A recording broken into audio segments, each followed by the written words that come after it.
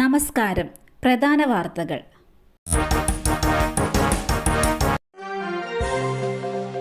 Pooram കലക്കൽ CBI അന്വേഷിക്കണം. വിശദീകരണവുമായി Thiruvambady Devaswom.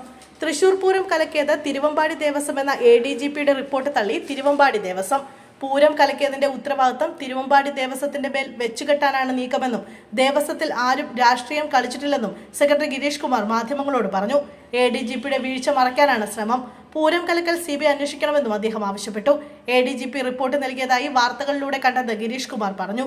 ADGPയുടെ report DGP തള്ളിയതാണ്. ഇത് സംബന്ധിച്ച് ത്രിതലത്തിൽ അന്വേഷണം നടക്കുകയാണ്. ആ റിപ്പോർട്ടിന്റെ അടിസ്ഥാനത്തിലാണ് എല്ലാ കാര്യങ്ങളും തീരുമാനിക്കേണ്ടതെന്നും അദ്ദേഹം പറഞ്ഞു.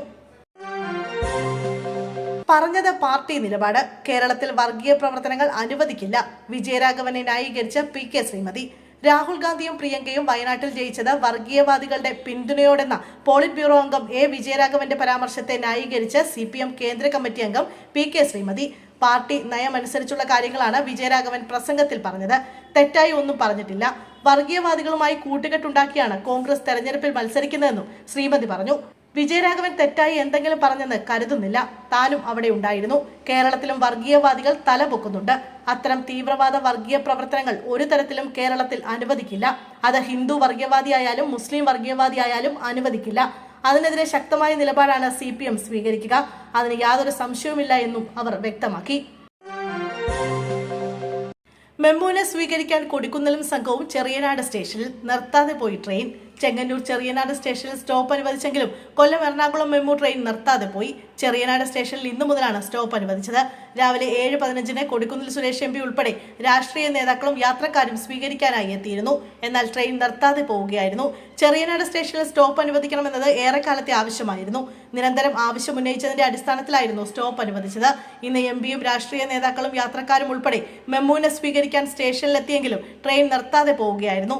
ചെറിയനാട് ട്രെയിൻ നിർത്താതെ വന്നതോടെ എറണാകുളം ഭാഗത്തേക്കുള്ള യാത്രക്കാർ പ്രതിസന്ധിയിലായി. ബീച്ചിലെത്തിയ കമിതാക്കളെ ഭീഷണിപ്പെടുത്തി പണം കവർന്നു. പീഡിപ്പിക്കുമെന്നും ഭീഷണി. പ്രതികൾ പിടിയിൽ. കമിതാക്കളെ ഭീഷണിപ്പെടുത്തി പണം കവർന്ന കേസിലെ പ്രതികൾ അറസ്റ്റിൽ.